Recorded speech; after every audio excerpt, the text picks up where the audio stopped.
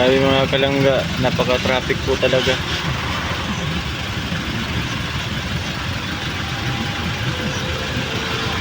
Kanina pa po kami dito.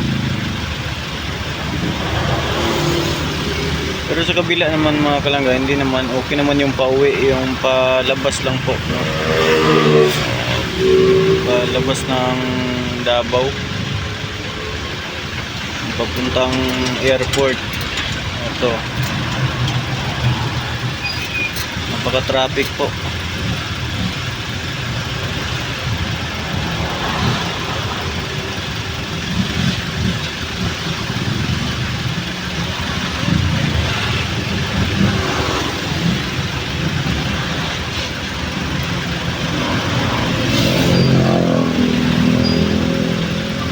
Grabe ang bagal ng usad mga kalangga. Ayan. Nako.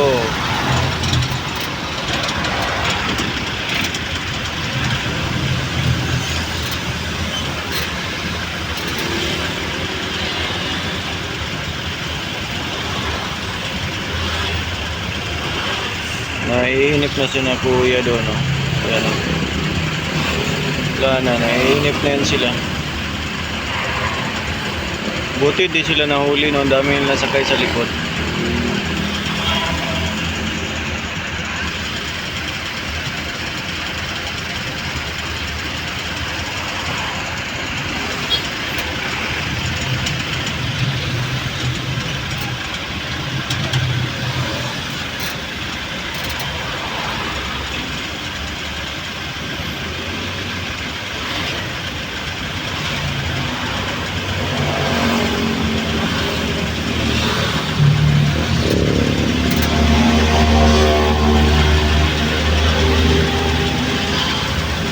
Ito gagabihin kami kapag ganito mga kalangga.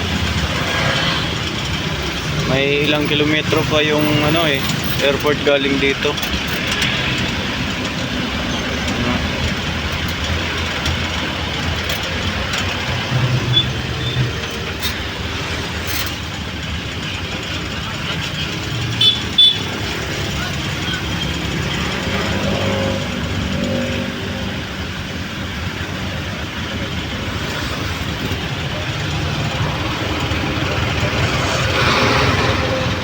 Daan nila.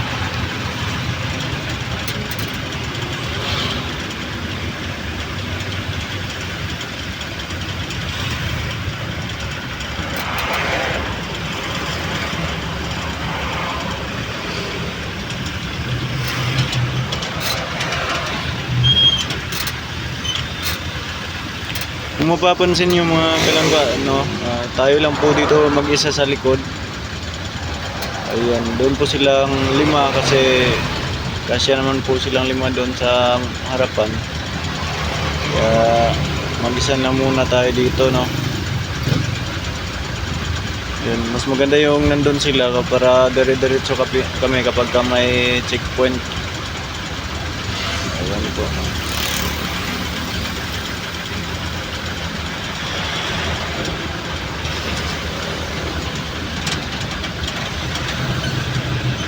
Tagal namin mga kalangga, nakailang minuto na kami dito. Siguro kulang-kulang isang oras na kami.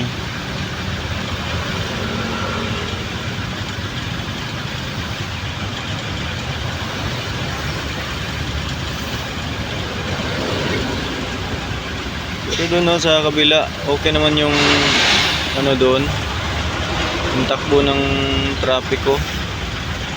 Ayan, tuloy-tuloy naman yung mga sasakyan sa kabila. Yung papunta pong yan, papuntang Digos City, yung Cotabato, dyan dadaan. Mabilis naman yung pero yung dito papuntang Panabo, papuntang Tagum, dito papuntang airport, ayan, napaka-traffic po.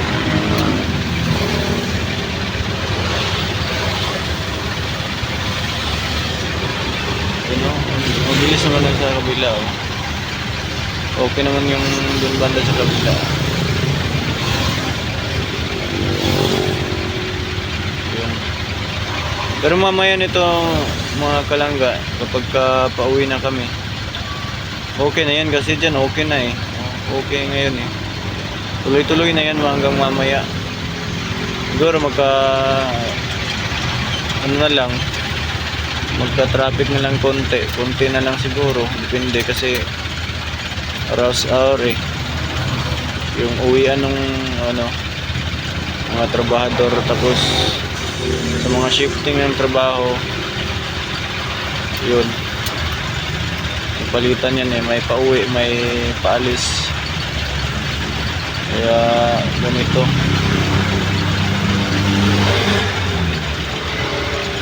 Napakaluwag sa kabila mga kalangga. Kita nyo naman na tuloy-tuloy lang po yung takbo ng mga sasakyan. Yun.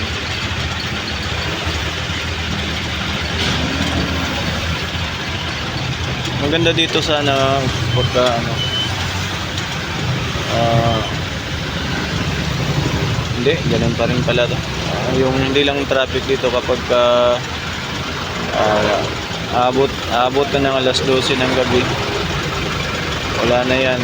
Medyo ilan na lang yung sasakyan, alaon na hanggang, pero pagka dating naman po ng alas 3, nako, dadami ulit yung sasakyan.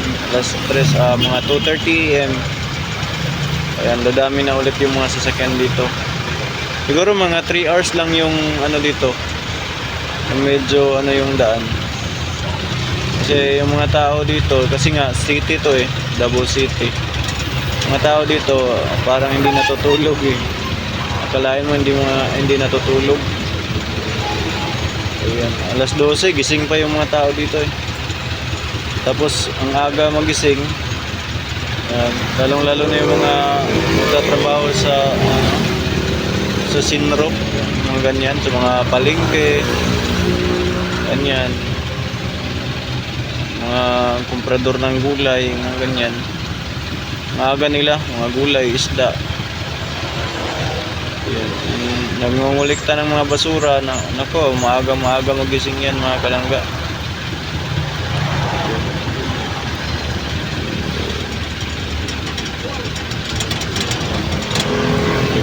Ilang metro lang po yung yung takbo, tapos hinto na naman ulit. Kagaya niyan oh.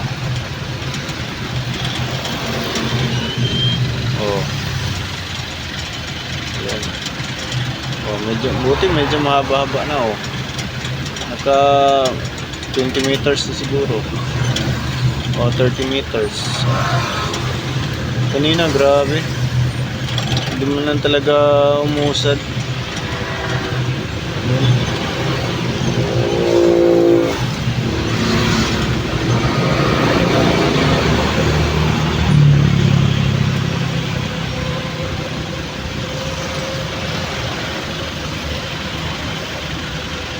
Yung mga kalangga.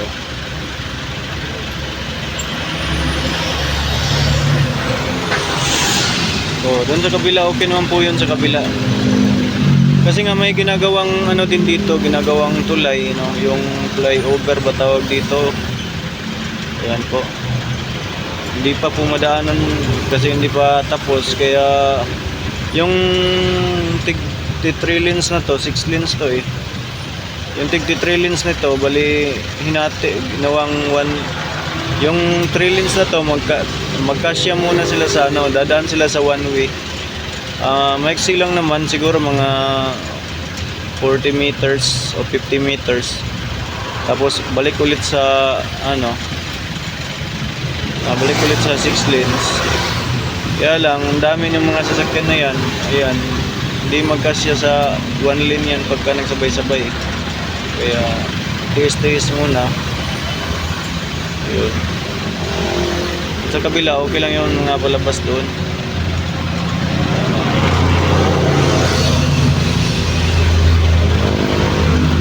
Ang bilis nila, tutulin nila doon sa kabila oh.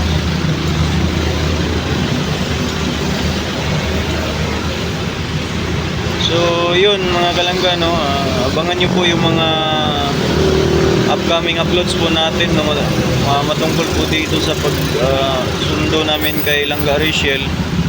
Ayan yung mga kaganapan, yung mga pangyayari, ayan yung mga kilig moments. Ayan, abangan nyo po sa channel naming lahat mga kalangga, lalong lalo na sa channel ni Dodong Ruel of Malalag, at pati na rin po kay Rachel Morales, no, kay Langga Rachel Morales, kasi sigurado magbibideo din yun, di ba? May vlog din yun si Rachel. Kaya abangan po natin yung mga mga uploads mga kalangga. Hindi naman po lahat ng clips, hindi naman po lahat ng makikita dito sa akin, hindi rin lahat sa kabila, yun. Kasi parang mahati-hati pag yung mga moments, yun. Mga kaganapan. Kagaya nito, pagkakalam ko walang nag-video nito walang gumagawa nung ito yung na-traffic kami pero hindi ako sure sa loob kasi marami kami. Bali ilang vlogger yung nandun sa loob bali 4 sila doon. Pero si Janjan di makapag video kasi nga nagmamaniho. Tapos si Kenneth, siguro may mga ilang clips. Then si Kuya Victor, mabibideo din yun. Iba naman yung sa kanya. Ayan, iba din po yun sa akin. Kaya abangan po yung mga kaganapan mga kalangga. Ayan.